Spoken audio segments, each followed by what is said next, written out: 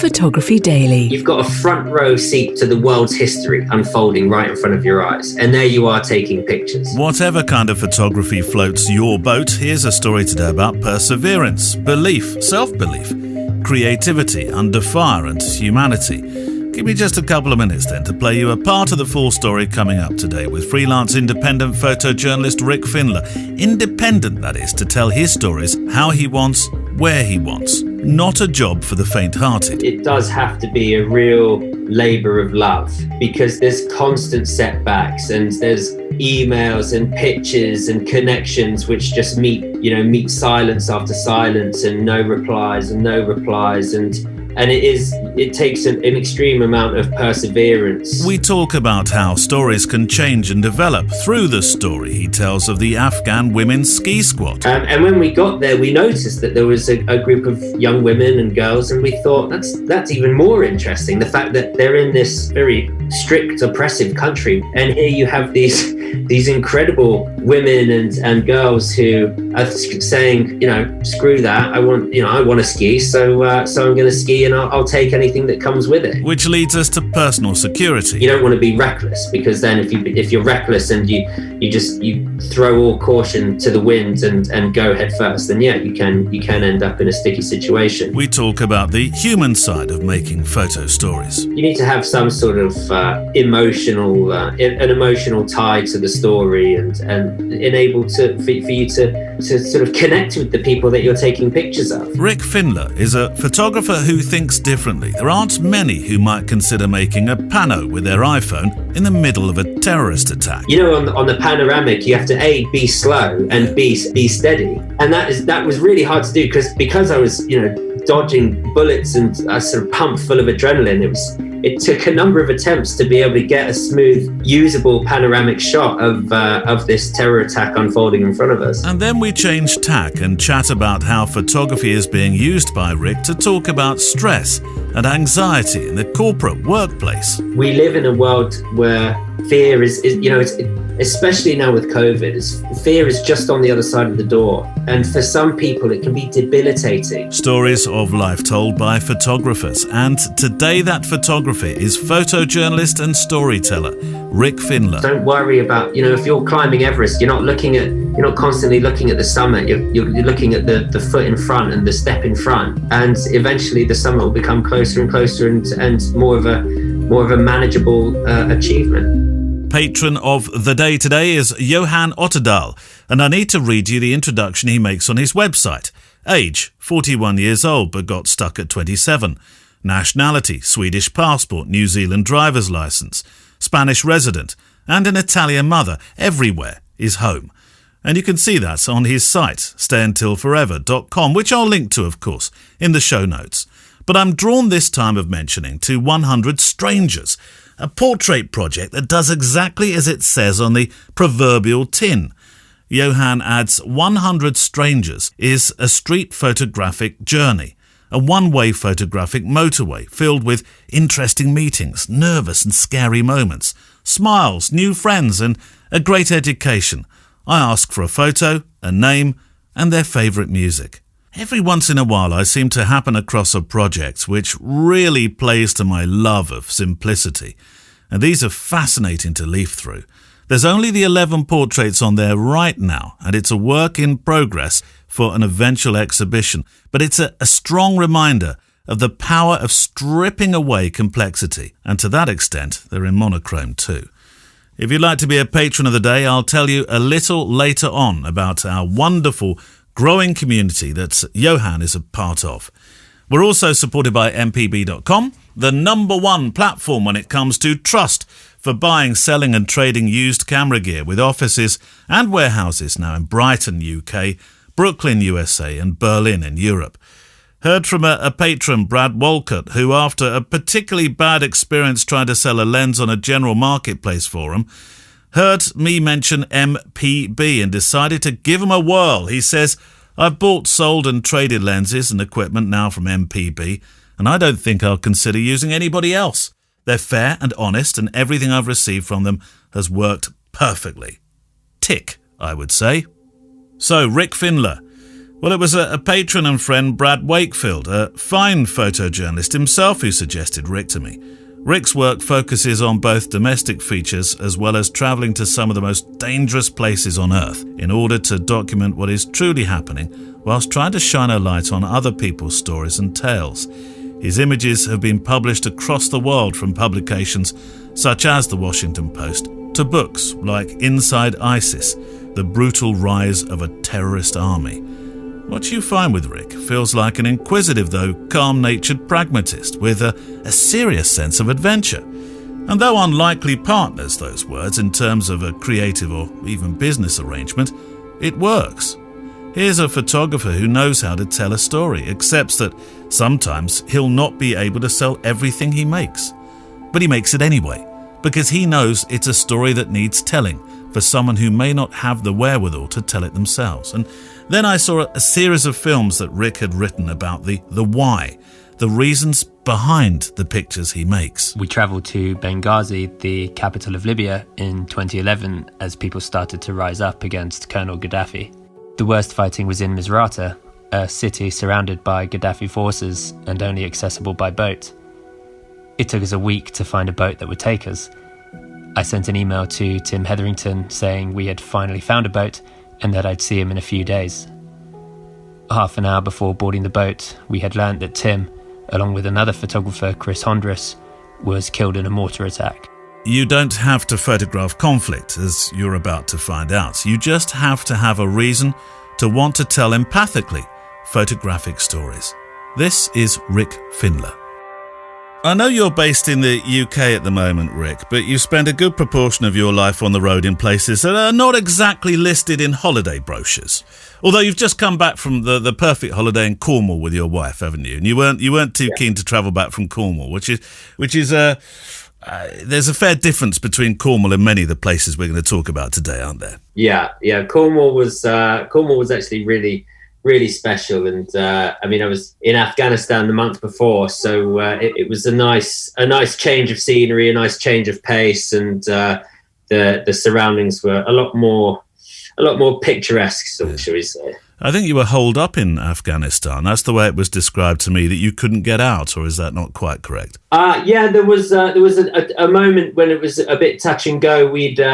We got a commercial flight to a mountainous region called Bamiyan, about 80 miles west of Kabul. But whilst we were there, all commercial flights got cancelled. And so there was no real way of being able to get back to Kabul. There was a UN flight which was astronomically expensive for what it was. And so we had to take a very tough decision as to whether we stay and wait for these commercial flights to restart or go by road. And we took it wasn't an easy decision to make, but and we looked at all the cards at play and things, and we decided to actually go by road, which was, needless to say, there was an element of risk to it, which a lot of people thought was a bit of an unwise move. But it was fine, it was just the risk of running into either a Taliban checkpoint or a militia or just some bandits that wanted to rob you and things is quite high. But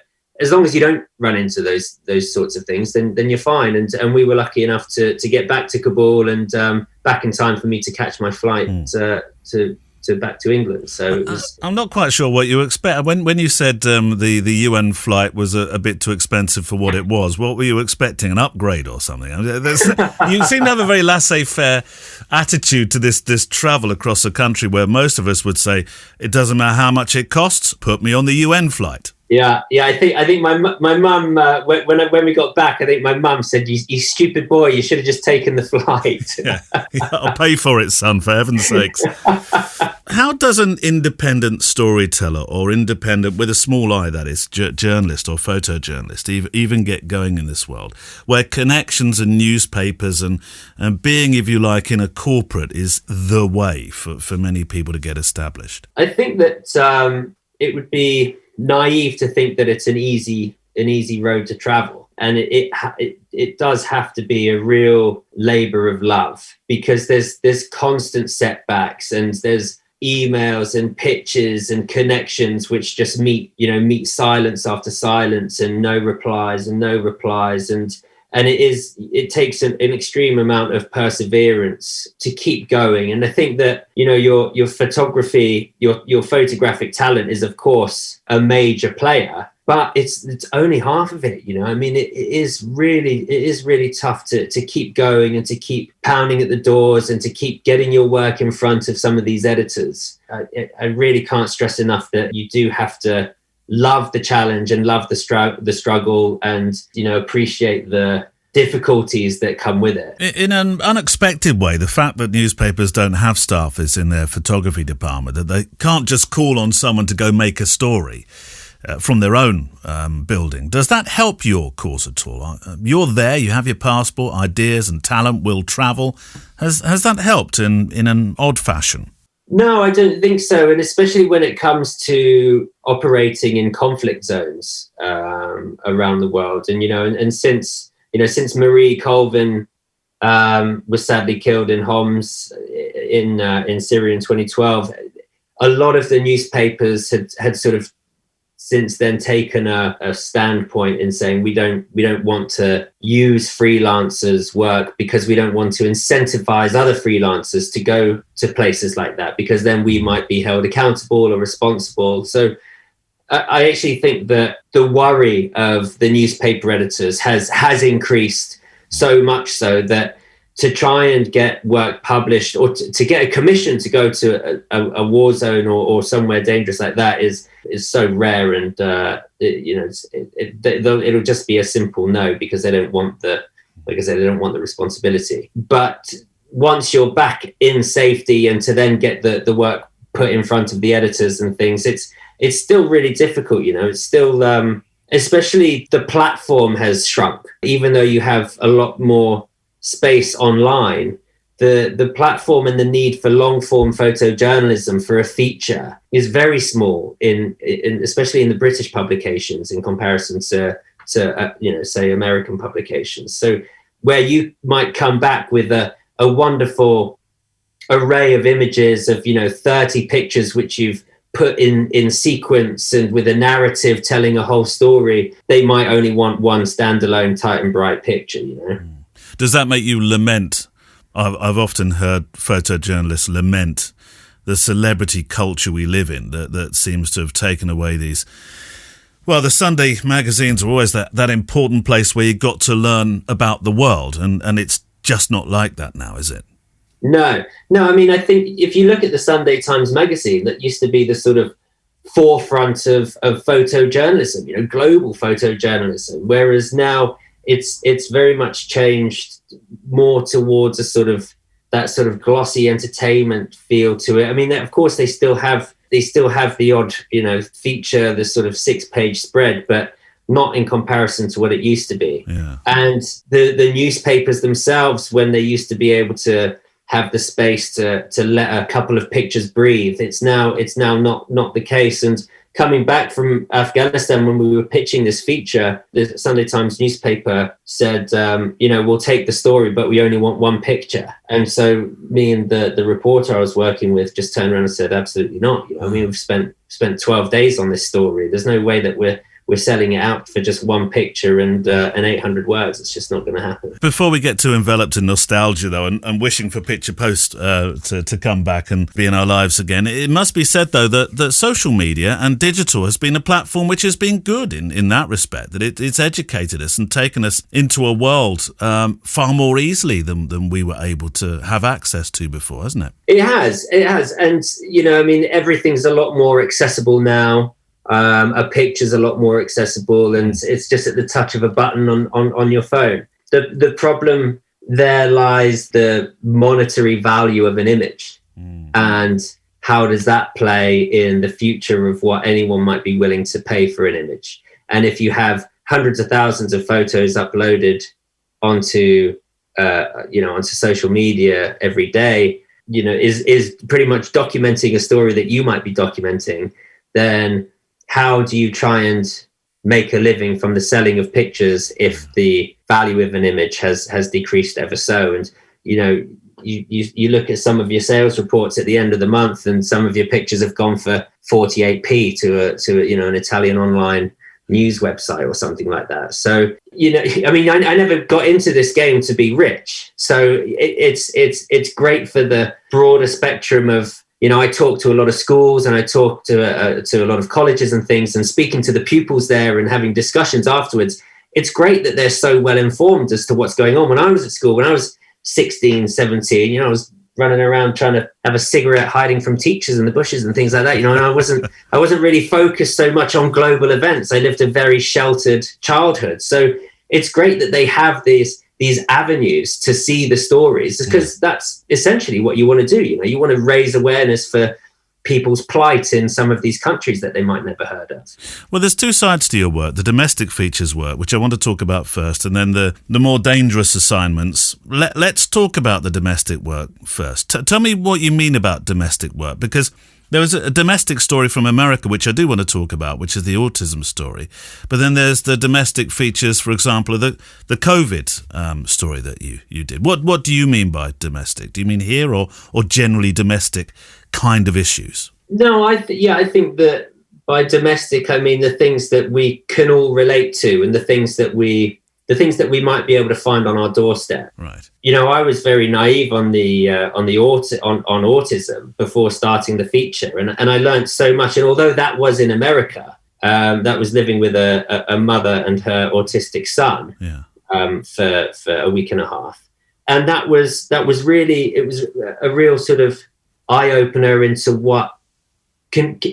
I know that autism is a global issue, but it's something that you can easily find here in the UK, and is easily relatable, and in a city that's an economically developed city, rather than in some far-flung country in the heart of Africa or out in the Middle East or anything. So I think the domestic side of things is the more sort of Western stories that which is more relatable. The Autism for Joe story, which, as you say, was photographed in America, I had no idea that autism, by the way, is one of the fastest growing developmental disorders. It's such a powerful photo story, this one. How did you come across this particular story, these particular people? It's actually weird. The mum, it was Alison. She has my last. We share the same last name, Findler. Oh. And I think we found each other on Facebook years ago, like just as a complete passing of occurrences. And I think either one of us messaged me, "Oh, hey, we've got the same last name, and you're in LA and I'm in London. How weird is that?" And etc. And she then she had this young kid, and then she started to post about his autism and how she's struggling. And her story is just as interesting as their story as a family. I mean, she was a serious drug addict, and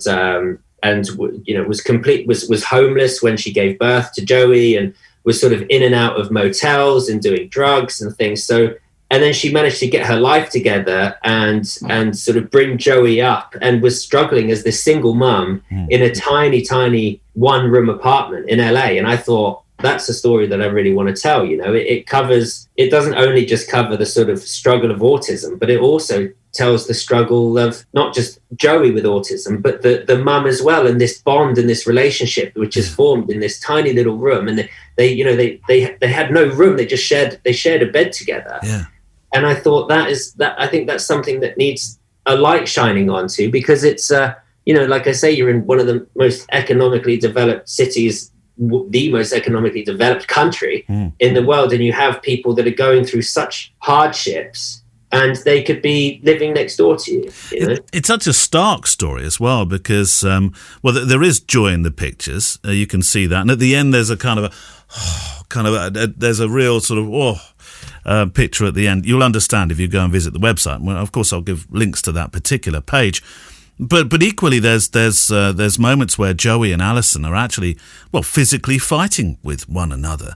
You had a week and a half, but in that time you had to gain such a lot of trust from them both, didn't you? Yeah, and I think that, I was very lucky in the fact that she was kind enough to open her arms and open her door to a photojournalist to come in and document the story.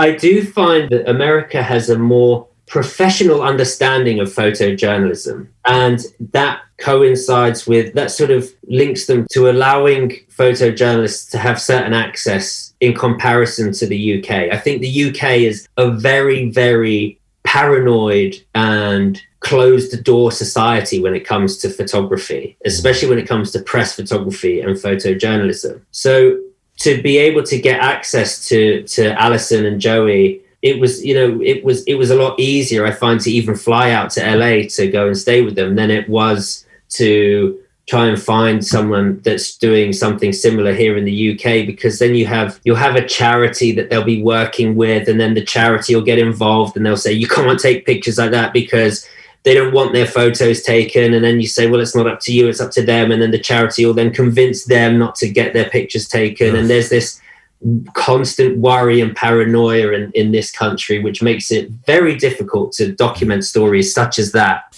Well, the paranoia that you talk about is something that I've discussed a lot with British photojournalists, particularly during the COVID period, where they've not had or been granted any access to hospital wards whatsoever, which again is a very different story in America from the photojournalists that I've spoken with there. You did manage to get access, didn't you? Yeah, that was still quite early on in the sort of, I think it was in May, and there was still negotiations going on, and I think I was the first freelancer to have access, and I understood that it took 9 weeks for the British press to get any access into the hospitals, and all of that, all those 9 weeks were when those pictures needed to be taken to raise the alarm and to bring attention as to the lack of PPE and the lack of organization and things like that. And the hospitals just put these barriers up to say, absolutely not, because they're so paranoid of bad press and they're so worried that they're going to look like the bad guys in the situation. Whereas if we were able to take these pictures, then it might have given the government a kick up the arse to help the NHS in whatever they needed. You know, doctors, nurses were going into ICUs without any PPE,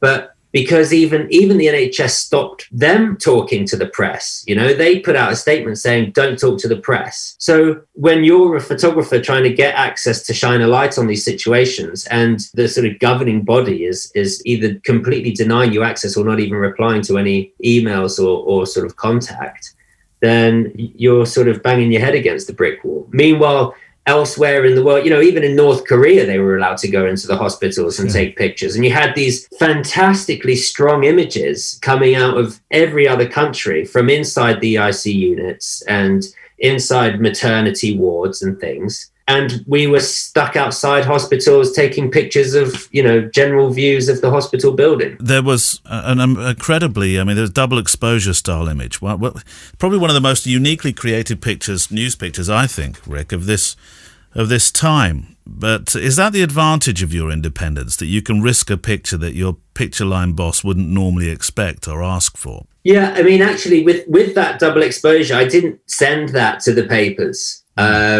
Because there are there are strict rules of manipulation, image manipulation, and post-production. So, and I try and wherever that picture went, I try, on my website and on the International Photography Awards, I always try to make sure it's well known that it is a double it is a sort of two images placed on top of each other, because, like I say, there are strict rules of what you can and can't do within photojournalism. But yeah, I think that if you were to say work for Reuters or something, there's no way that you could put that picture up. Whereas as an independent photojournalist, I do enjoy certain freedoms and say I can put that up as long as, it's stipulated and very clearly stipulated that it is two images put together in post-production. Back with Rick Findler in a moment. Photography Daily launched on the 1st of June 2020. We're almost there, the year anniversary in the last year.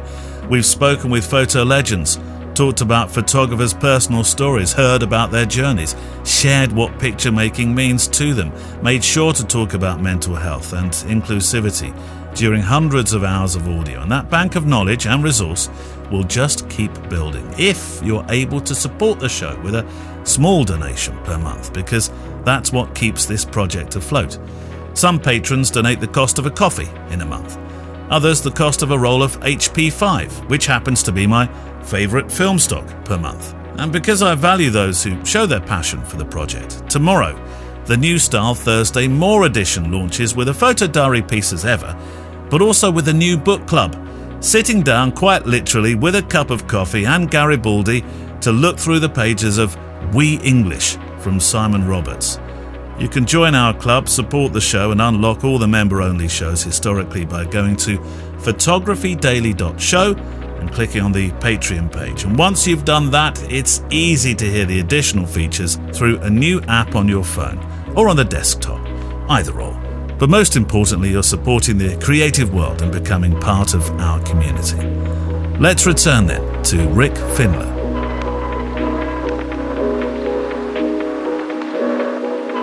Now, I apologise for having such a westernised, simplistic view of life in Afghanistan. I'm just about to.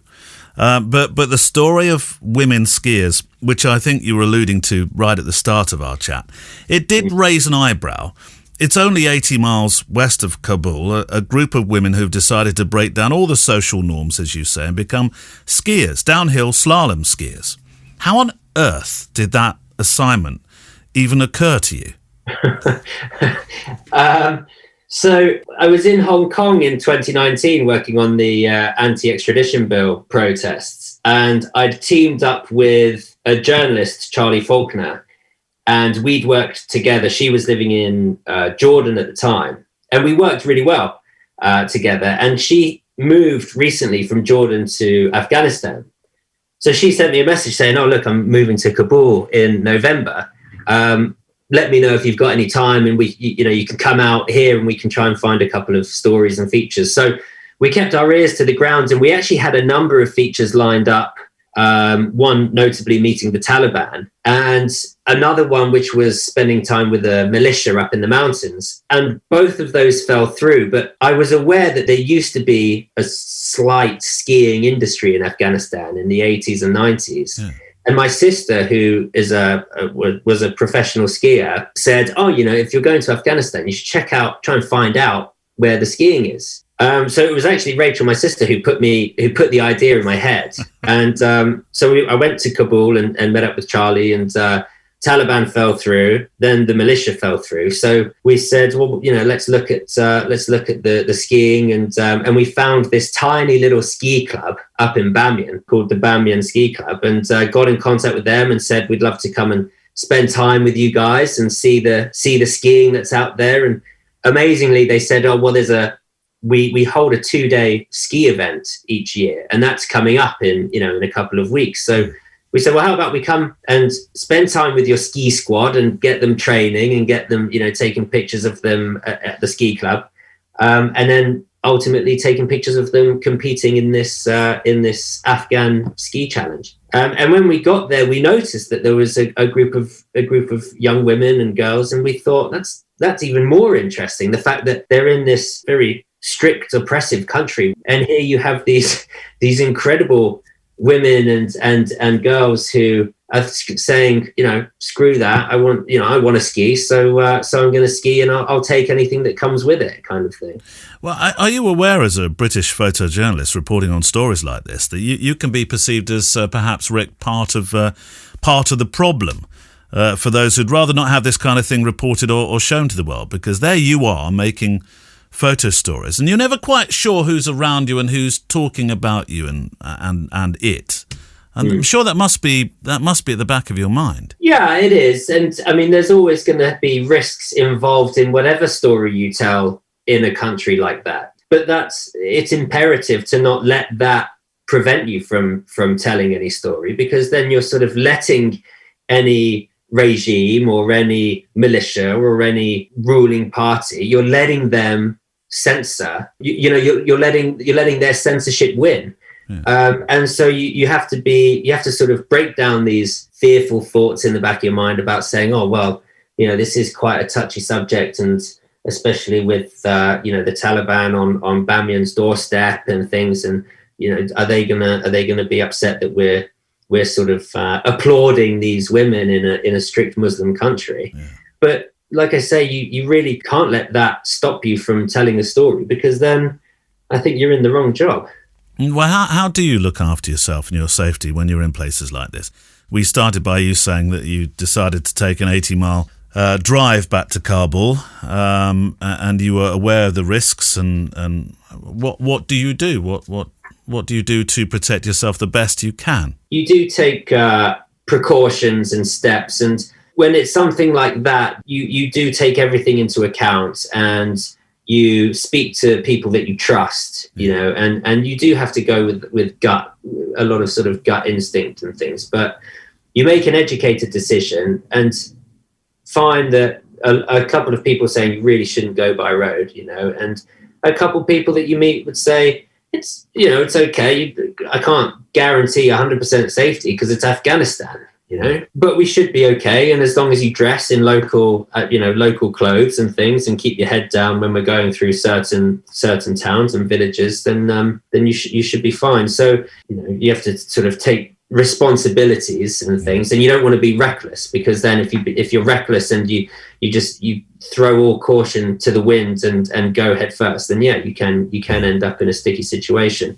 With regards to sort of more tricky decisions of if you're in conflict and in an active conflict zone and things, then a lot more is everything changes so quickly that it's hard to make an educated decision just on what one person says, because one road might be safe 10 minutes ago, but then all of a sudden there's an ISIS checkpoint on it. So a lot of that is it's a sort of different element of thought process and risk taking. Do you have a game plan in case you come across a checkpoint that's not going to be friendly? We made sure that people were aware of who, the car that we were in, what time we were leaving, and what time we should be arriving in Kabul. So we had people that, I had someone in England that was waiting for a text message to say that we've arrived, and he knew what car, the details of the car and who our driver was, etc. Yeah.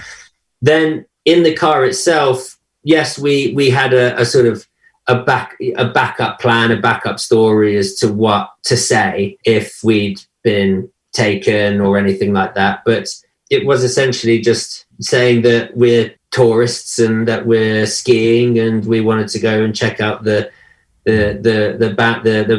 Afghan ski challenge, and hope for the best. But you've got all your camera gear with you as well, so you're just going to have to hope that you can think on your feet and try and sweet talk whoever it is that might be pulling you over. I want to just stay with this just for a second longer. I want to read something that I read from your Instagram account. I was having a good old read through everything the other evening. The reason I have black hair is because before getting into Syria, our fixer refused to take me as I looked too Western, and it would be too dangerous.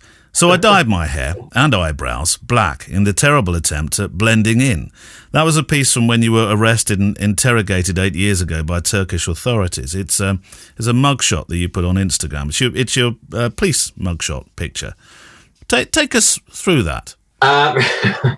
So that was I was working with Benjamin Hall, who was a journalist, and we're good friends, and we were in Libya the year before in 2011, and it was during the Arab Springs, and it was when Syria started kicking off, and so Ben and I, we said, right, let's head into Syria. But it was while the borders were closed, and there was a supposed ceasefire, but we knew President Assad wasn't adhering to the ceasefire, so we wanted to try and get ourselves into Syria to document this breakdown of a ceasefire. And because the borders were closed, it took us 9 days to find smugglers that were willing to smuggle us in through the dead of night from Turkey into Syria.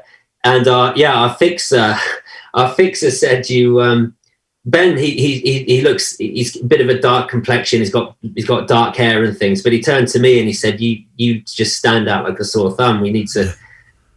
You're far too obvious. You're like a lighthouse." So when I did have hair, I had ginger sort of strawberry blonde hair, and he said, "You're going to have to dye your hair to sort of fit in." And so the day before we got picked up, we were running around supermarkets trying to find hair dye. And sure enough, dyed my hair black and my eyebrows black. But I actually ended up looking even more ridiculous than I did to start with. So complete then with your unrealistic new hair colour. What happened next? So we got in Syria. We were in there for a number of days, and then had to make a very, very quick exit out of Syria. And that was easier said than done. We'd crossed we had to wait till nighttime. We crossed the border back into Turkey, me, Ben, and our fixer and translator. And then whilst we were climbing over the barbed wire fence, we heard a cock of a shotgun. So Ben and I legged it as fast as we could into Turkey, and our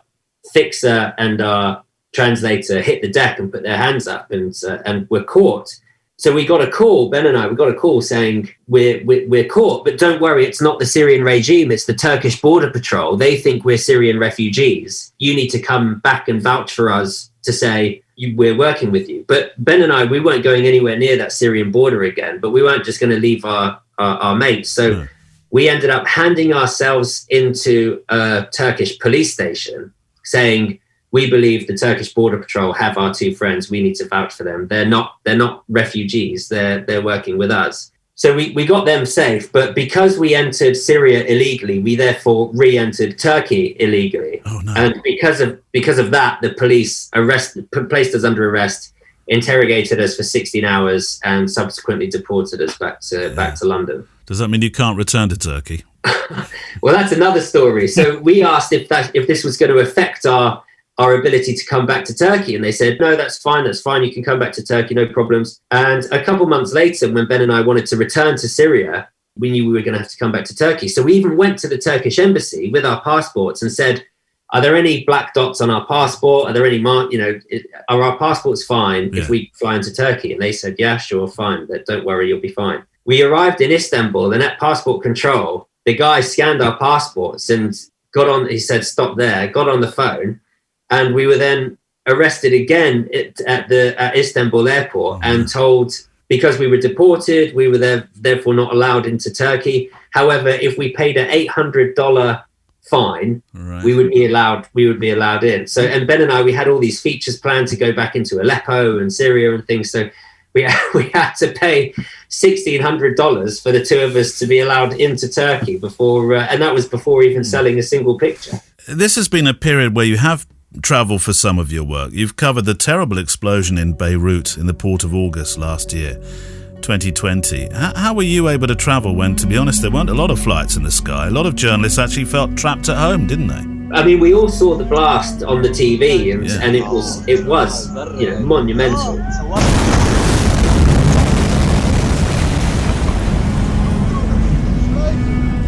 Your phone starts going and you get text messages, and your friends and colleagues are calling each other and saying, are you going to go? And how's it looking? And things like that. And a friend of mine, Will Oliver, had spent time with a British search and rescue charity a number of years ago. And I think in Haiti or I can't remember where it was, but he said, look, the search and rescue squad that I was with, they're going out there, they're going out there tomorrow. Do you want me to introduce you to them, and maybe you can sort of piggyback on them? So I got in contact through Will with SARAID, this search and rescue charity, and they said, yeah, we're leaving tomorrow. You're more than welcome to come and sort of piggyback with us. And that's what I did. So 39 hours after the explosion, I was landing in Beirut. Wow.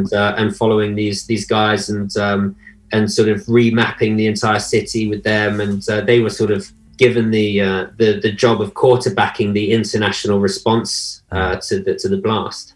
How do you feel, Rick, when you're making these pictures? Those pictures that I saw from Beirut in particular, it goes from, well, there's life trying to return back to normal alongside these, the mourning of people being buried, alongside extreme anger that this should ever have happened, and the riots. And how do you feel at that time? Are you able to compartmentalize? Are you able to take yourself out and just see this as a story, or do you get personally involved in any of this?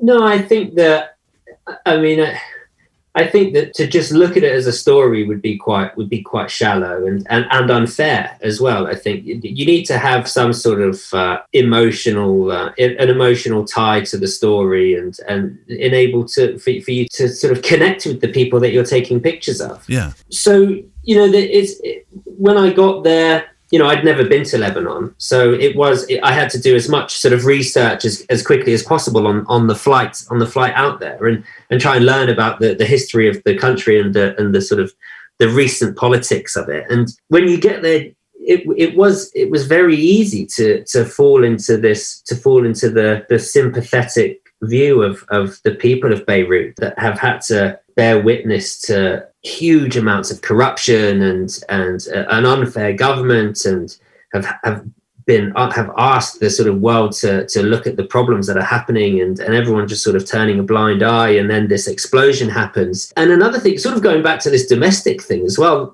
Beirut's not some sort of far-flung city in the middle of Afghanistan or anywhere like that. This is an amazing city with huge glass buildings and nightclubs and students and things like that. And it's really sort of a modernized city. Yeah. So there you are taking pictures and doing this story of these sort of desperate people to have their voices heard, and they're just like you and me, and that makes it a bit more relatable as well. And so you do start feeling sorry for these guys, and you are taking their pictures, and what with the death count and things like that, it does sort of pluck on your heartstrings, but I think that's a good thing. I mean, you seem to have a presence of mind that's switched on always to making an image, even with your iPhone, Rick.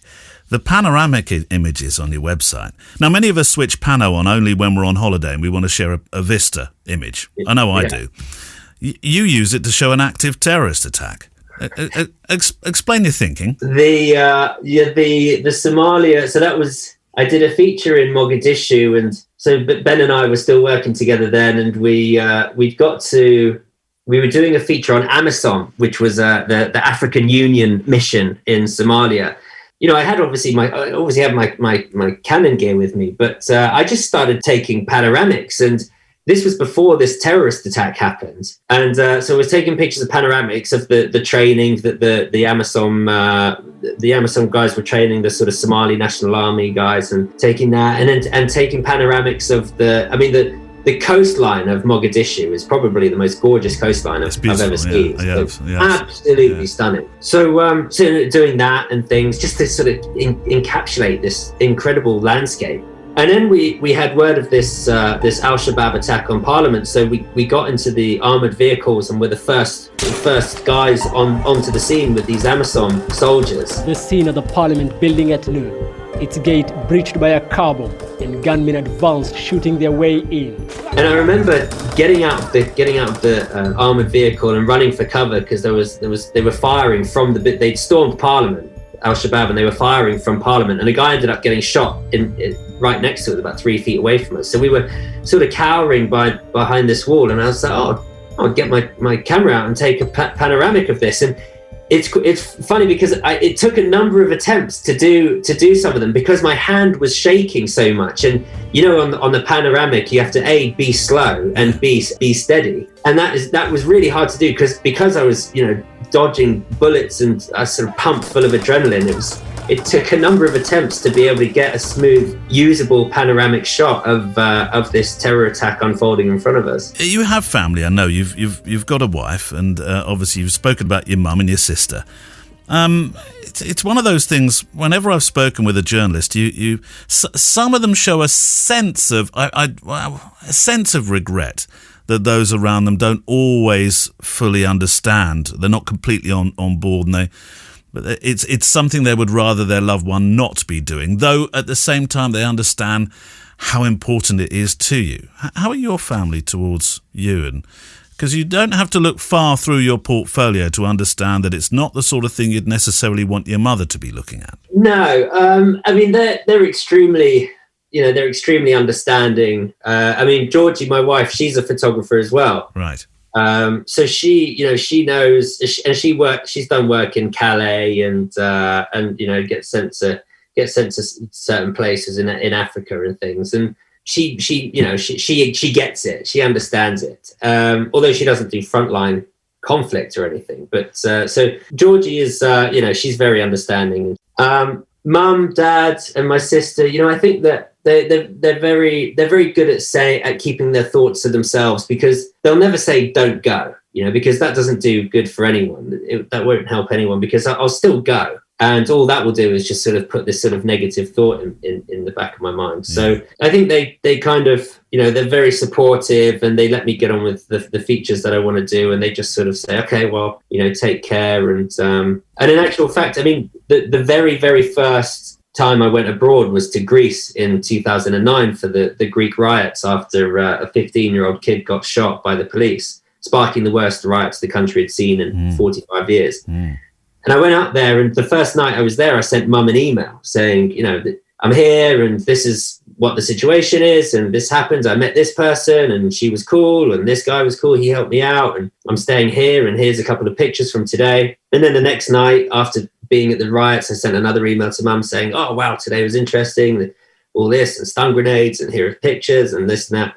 And from then, at the end of every day I've ever been anywhere interesting, I've sent Mum an email. And even in Syria, if there's been no reception, I'll still write the email. And when I'm back in Turkey, I'll then drip feed these emails every day with these pictures. And so Mum has printed out all these emails and has a collection of these emails. And a number of people have asked to be CC'd onto the email. So I've got like 200 people on this email list now that receives these daily updates if I ever go anywhere. So they're very aware of, my family are very aware of the tricky and sticky situations I get into, because these emails are very honest, and they're very graphic and very funny and very, very detailed and things. So they're certainly not sheltered in sort of what I do get up to and things. And I think that also helps, although it probably makes them worried, but at least they know what I'm up to, rather than catastrophizing things in their head. I want to put my hand up and join the CC list.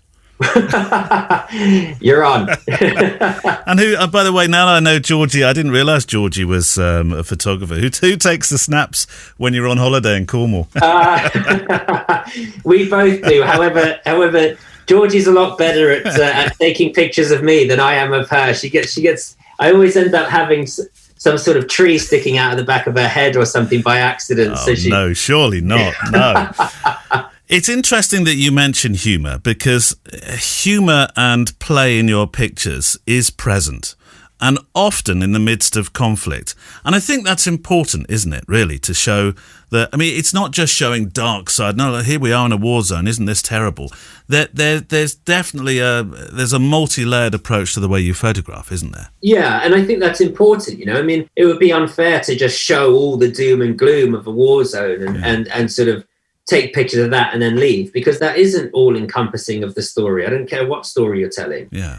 So it's important to shine a light on the humanity of what's happening, the care, the love, the kinship, and the humor as well. It's all encompassing of, if you want to tell a story. So that makes it more relatable as well. Everyone shares these emotions. Everyone shares love. Everyone shares loss. Yeah. And just because it's in a war zone doesn't mean that it's unrelatable, because they're humans. They're just like us. So to have these pictures which show the other side of it, like humor and affection, I think it's important, because it sort of raises an eyebrow and thinking, oh wow, that's a, sometimes they're more heartfelt images and more sort of eye-opening than a sort of graphic frontline war image. Well, I think the juxtaposition in those pictures, and it's peppered throughout your portfolios from wherever you've been, is very clear there. I'm going to change direction really as we come towards a close. Speaking engagements have become quite a large part of your time, it would seem. After dinner and corporate and school and colleges, it seems to me that with what you've seen, Rick, with what you've done, that you have already a great deal to share with schools in particular, that your legacy and your knowledge of ethics and morals are now more important than ever they were. Yeah, I think it's, I really enjoy doing the speaking engagements, and I get to talk about myself for an hour. So it's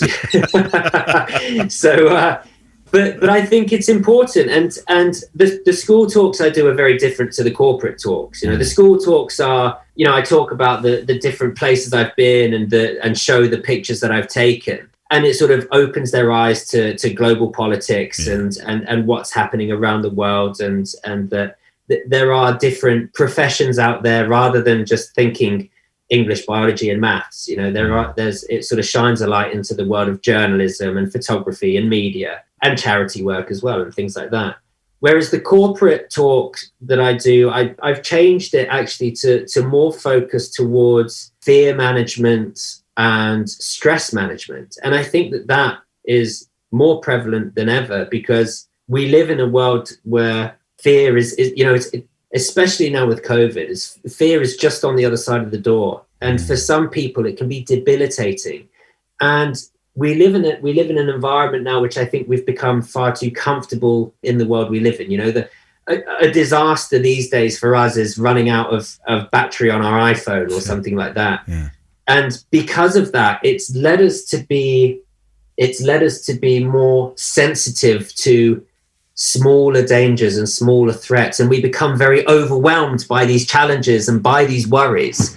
And I think that the talk that I try and deliver helps harness the feeling of fear and turns it more into a positive rather than a negative, and breaking things down into a manageable step, because you don't have to be in a war zone dodging sniper fire to feel fear. We all feel fear, and it's all relative. And I think that the ability to break things into manageable steps, think of things in small victories. Let's get away from this wall. Let's put the left foot in front of our right foot, and let's get over to there. Let's not think about what might happen in 10 minutes time when a helicopter gunship might be coming over our heads, because then we're in big trouble. Let's just focus on the small things. And then you manage to focus your mind on these manageable steps, which then gives you small victories, which then creates endorphins and a feel of achievement, which stems your brain away from panicking, thinking, Christ, I'm going to die any second, to being able to fix or do the job at hand. And I think here in the corporate world, in the office or at home, don't get overwhelmed by what's on the horizon, but let's think of these small, manageable tasks. And almost like look after the pennies, the pounds will look after themselves. Don't worry about, if you're climbing Everest, you're not constantly looking at the summit. You're looking at the foot in front and the step in front. And eventually the summit will become closer and closer and more of a manageable achievement. Well, I'm not only on your CC list now, I want to be at the first at one of your speeches when they all start going again in the corporate world. You have a stack load of awards, Rick. We'd be here all day reading them back. But I would imagine that's not your driving force. I think that the driving force is the job of what it entails, and it's the enjoyment of being able to go to these places and to learn from these people. And you've got a front row seat to the world's history unfolding right in front of your eyes. And there you are taking pictures. And you're shining a light onto someone's story that might not be able to have a platform to get their story shared. And there's also an element of excitement and things like that.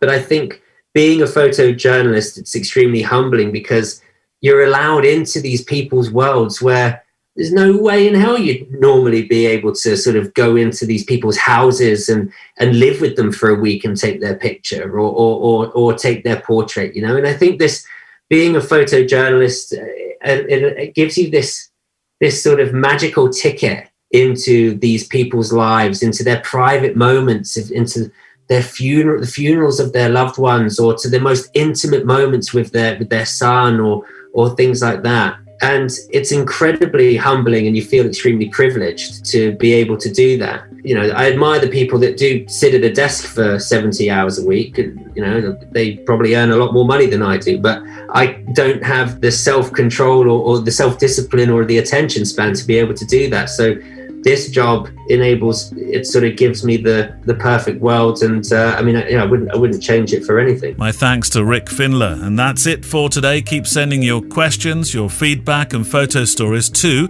studio@photographydaily.show so that I can feature you in the mailbag edition, which is the Friday photo walk, of course. And on that note, remember you can send in pictures from your own photo walks to appear on the episode's show page online with links to your website or Instagram. This Friday, actually, it's a black and white week, and I've got some fantastic pictures to share with you from those who've been on their photo walks and sent in their pictures to us. If you haven't yet, join our private Facebook group and follow us on Instagram. Links to all this and our guests and our wonderful supporters on Patreon will be on the Photography Daily show page today, linked to in your podcast player app as always. Music on the show from the incredible artlist.io. And I look forward to photographing with you, hearing from you and talking with you on this week's Photo Walk on Friday. Photography Daily is a Loading Zone production.